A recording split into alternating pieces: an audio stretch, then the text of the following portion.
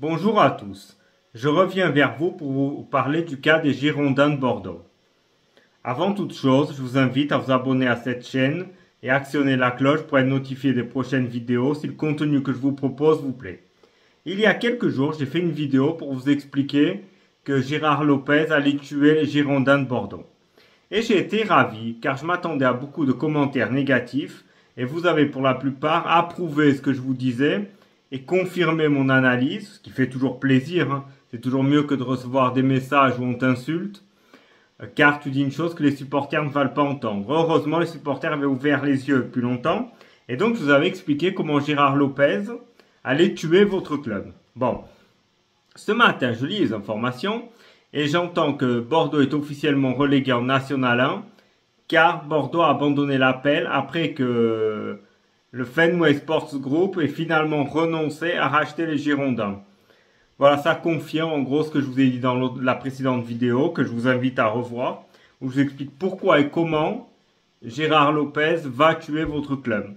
Donc votre seule chance est maintenant qu'en National 1, le club soit repris par quelqu'un, un peu ce qui est arrivé à Sochaux, mais comme l'explique très bien d'ailleurs un certain David Glusman, c'est différent car les dettes de Bordeaux sont sans commune mesure supérieures à celles de Sochaux, ce qui rend très difficile le type de reprise que Sochaux a réussi.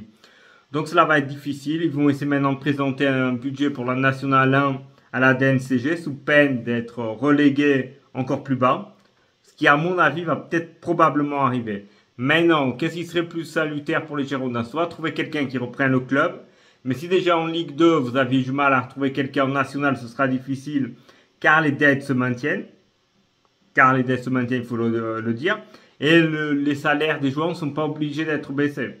Donc les joueurs à 80 000 euros par mois, Ignatenko pour ne pas le nommer, n'aura pas envie de partir parce qu'il ne trouvera pas un aussi bon salaire ailleurs. Donc ça va être très difficile. Le plus salutaire pour les Girondins, selon moi, aujourd'hui, et c'est malheureux de le dire, serait la liquidation et la National 3. Et repartir sur des scènes plus basses, mais ça met longtemps. Ça met longtemps. Sur des bases plus saines, pardon. Lapsus. Mais ça met plus de temps. Évidemment, ça sera long. Au moins 10 ans. Pour revenir, mais c'est plus bénéfique. Parce que là, en fait, même si vous repartez en National 1, vous allez retraîner ce boulet de cette dette à plusieurs millions. Et en plus, quel est l'intérêt pour Gérard Lopez? C'est de rester en poste. Car Gérard Lopez est un joueur de poker. Et il aime les paris. Et là, il parie qu'en fait, il va repartir en National 1, qui va faire remonter les Girondins jusqu'à la Ligue 1, être vu comme le sauveur. Alors qu'il est en train, comme vous le voyez jour après jour, d'être le tueur de votre club. Le problème, c'est que le dégager est quasiment impossible. Il faut que lui accepte de partir et de vendre.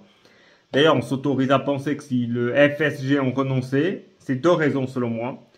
Le fait que Lopez veut rester aux manettes avec son bilan désastreux, hein, un peu d'ailleurs comme Anne Hidalgo à Paris, hein, comment des gens pareils peuvent rester, bon.